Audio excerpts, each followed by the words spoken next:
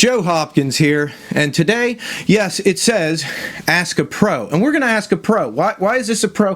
This is my wife, Rosa. Right, say hi, Rosa. Hi. Hi. What's up? Here, let me get the microphone here. What's up, my bitches?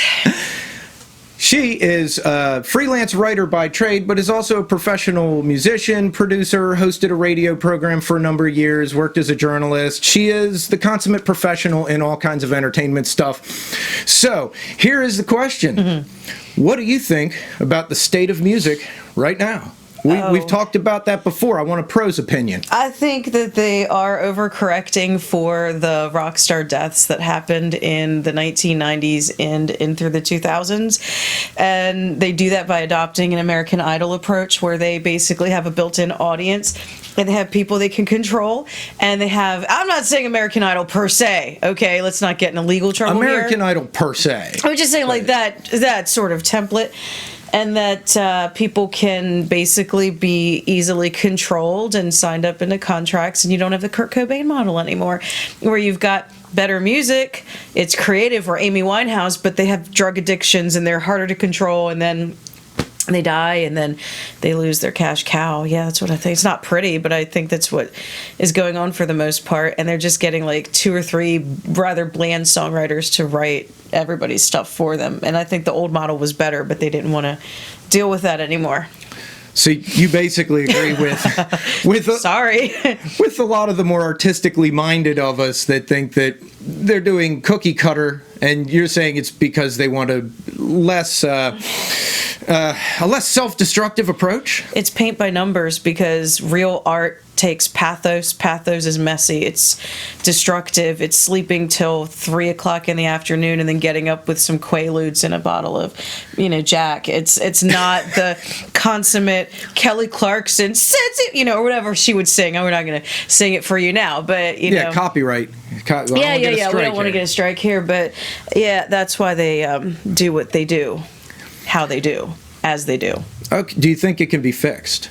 Yeah, go back to getting actual artists. And it's nothing against Kelly Clarkson. She's a great singer. I mean, in the past, we had Whitney Houston, and she did coke and, other things too, but eventually. But it didn't start out that way. The point is you can have your Barry Manilow's and your Tom Jones and I can't sing the song. Okay. You've got all these different people. I think you can sing it as long as we don't play it. And it's okay, but they're trying to replace the Axl Roses, the Scott Weilands, with this stuff, I should say. It's not crap, it's got its place, but they're trying to replace that, and it doesn't work.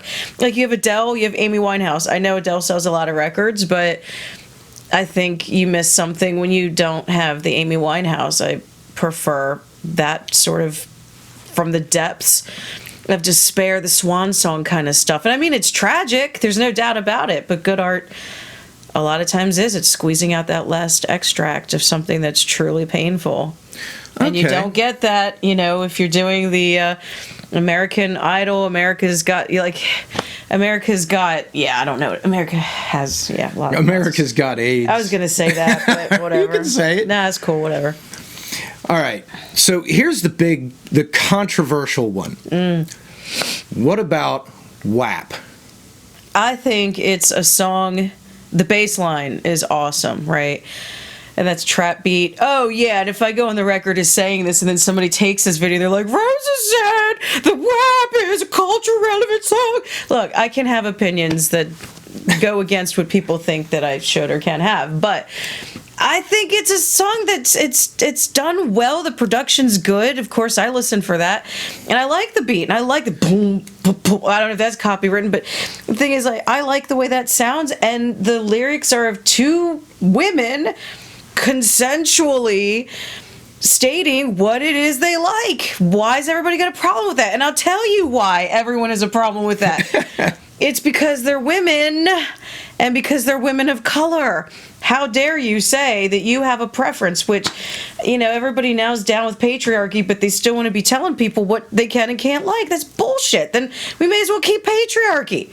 At least that way we, get some benefits. I don't know, but yeah, that I think it's fine. I don't see a problem with it. If you don't want your kids to listen to it, then, I don't think kids should be listening to it. But as far as adults, everyone consents to listen to it or not. Go for it. And we know guys have always sung about pretty much the same things from a guy point of view. Yeah. That rock and roll is based on, hey, I like sexy stuff, and here's the sexy stuff I like. Is this your talk show voice? Is this my talk show? Because I noticed you're like, hey, so I'm hosting. I'm just talking. I'm not putting on for the camera for the people right now. This is just what you see is just what it is.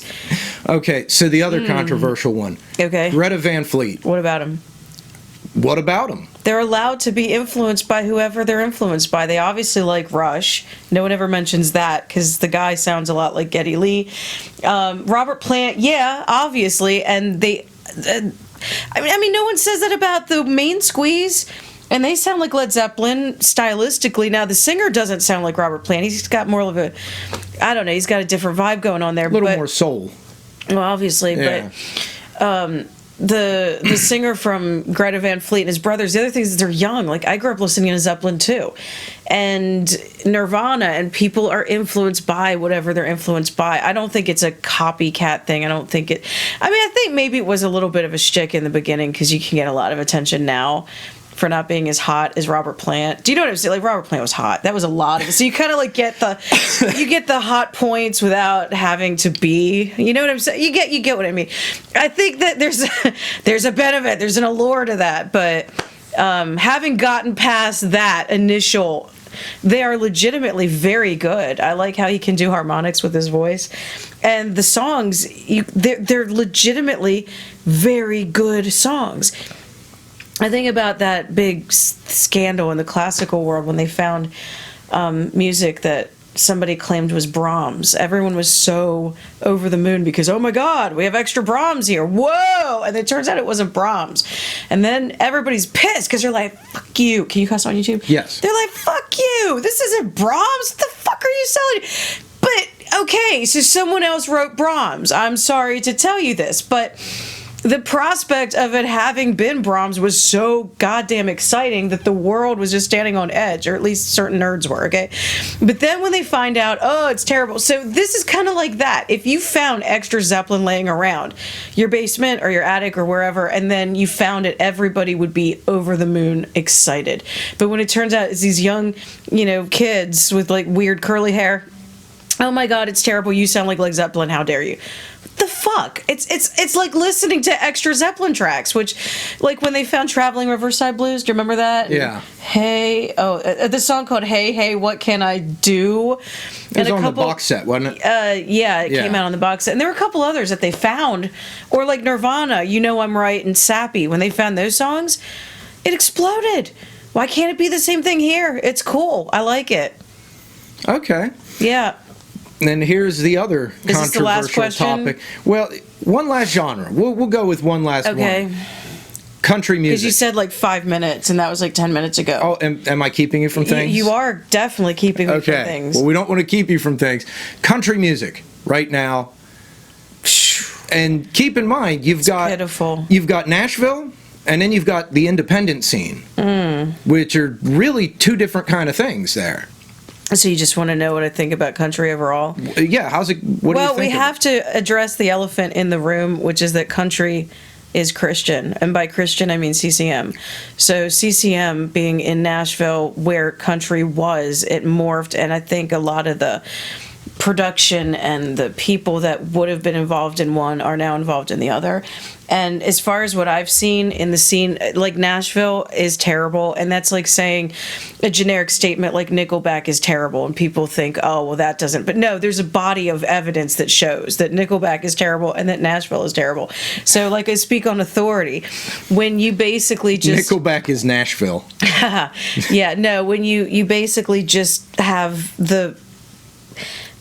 zero inspiration. There's absolutely nothing. It's just trying to generate these ear hooks that aren't even working as that. Like, they're not even succeeding as ear hooks. I think of when Gretchen Wilson came out in like 2004, and the redneck, that was Big and Rich, right? Redneck woman. It's got a beat and it has a theme, and all the rednecks said amen, and everybody came together on that. They're just thinking, really generic tractors, sexy, cut off shorts. which is why that girl in a cutoff, which I think that's obnoxious too. I'm not a fan of it, and I'm a raging feminist. I'm all like, that's dumb. You mean the whole trope of the... No, the song that those girls did, the girl in a country song. I think that is so lame. I think they were trying to get attention by referencing the cutoff shorts. I honestly think that's what it was, a cheap bid for attention. But anyway, it sounds like I don't like anything, but that's not true. I'm just like tired of the bullshit. And so I'm sure everybody knows about the Nashville number system, which it's like you take this chord and then that chord, and then you can make a shitty single that everybody will buy. You want to kill yourself. It's like asking yourself, is Achy Breaky Heart great music? No, they played it a lot. There's a difference. And like the country scene itself, I'd like to say, oh yeah, there's a lot of good stuff out there. It's just not getting played. I haven't heard any. I hate to tell you that. I haven't heard it. I actually think, this is a controversial one for you. I think Taylor Swift was probably the last good thing to happen to country.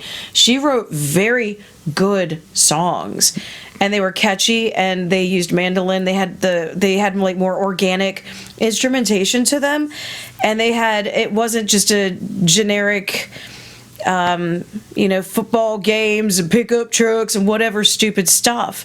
I think her music was underrated as far as country. I've listened to it. It's really good. I'm not going to say it's bad because a teenager wrote it. It's very good. You need to drop your pride if that's your initial reaction that a teenage girl's music sucks just because she's a teenage girl. That's why y'all need to study feminism. Okay, we'll start with lesson 101, feminism. This is Rosa's feminist hour. The equality of the genders. No, but seriously, it's ageism and it's sexism, and that's stupid. But yeah, I see the genre as just tired. They need something new. They need another Gretchen Wilson or another Taylor Swift or another whoever. I don't know. Who's the tall guy? Really, the tall Alan one. Jackson? No, the other one. There's Toby Keith? Yeah, that guy. I don't like him, though. I think he's really lame. But it did infuse something new. Or the Dixie Chicks. Look at that. But they get mad because Earl had to die. Whatever. Okay, so... Earl had to die. So what else? And Shania Twain. They hated that shit, too, because she was all feminist and girl power. Ugh, you see a theme here. Yeah, there you go. Bitches. Okay, so now what? All right, so independent music. There's a lot of, in my opinion, the best music right now is being done by truly independent artists who are putting it out on their own without control by the music industry. Yes. Because they're actually able to do their own thing. Yeah. You've been listening to some of the true indie artists, and do you think that's... Well, what do you think of that? Indie used to suck, and we all know this. It's true. But anymore, what's happening is people are able to make a sustainable living online. They don't depend on the record. So it's actually not a rejection by the record labels. It's a rejection of the record labels, and that's really different. So a lot of them are able to do their stuff. And then a lot of them, it's almost like a hybrid. So they're really independent, but their stuff is still charting. Like, it's still making it. Or they're working behind the scenes. Like, there's people I consider independent that probably technically wouldn't be. Like LP, female singer. Her stuff I consider to be more indie, but it's probably technically not because it's on a label, etc. Or like I said I don't want to name people by name and then say, and there's so and so, but I'm not a fan, and there's so and so, and I'm not a fan. But overall, like I watch jazz artists. I like one called I think Gunhild. I don't know her name. Yeah. Like that. She's awesome. She's the one that plays the bagpipes. She plays everything. Yeah. Piano, the trumpet. Yeah, the bagpipes. I haven't seen her not be able to play. I think she plays banjo, all kinds of stuff. Anyway, and I have seen just absolutely amazing artistry come out, but it's different when you can do it yourself. You can produce it yourself instead of, you taking what any record label puts in front of you. You just decide, this is what I want. I'm going to do it on my terms, so it comes out different. Yeah! Yeah. Okay, so we asked a pro. Are you a pro? No. No. I don't know why you asked me. Because you've been paid to play music and produce music. It's because I'm the only one here, probably. You're a recording artist. Because this is our house, and we don't have, record Don't listen to her. She's around. Been played on the radio. I've been played. Oh, yes, and I've been on the radio. You've been paid to play music. I have been played many times by many people, and I hate it. I wish people would stop playing me. Tired of it. I need people who just tell the truth, shoot it straight for a fucking change, but... All right, what so you anyway... gonna do? State of music I want to know what you guys think. Leave a comment down here. Tell me, do you comments, agree, bitches. disagree, and then she'll come back and yell at you for your stupid comments. No, I won't. No, I'll you just won't? be like, whatever. Whatever. All right. Hit subscribe. We'll see you in the next video. Peace out, baby. All right. Bye-bye. Bye.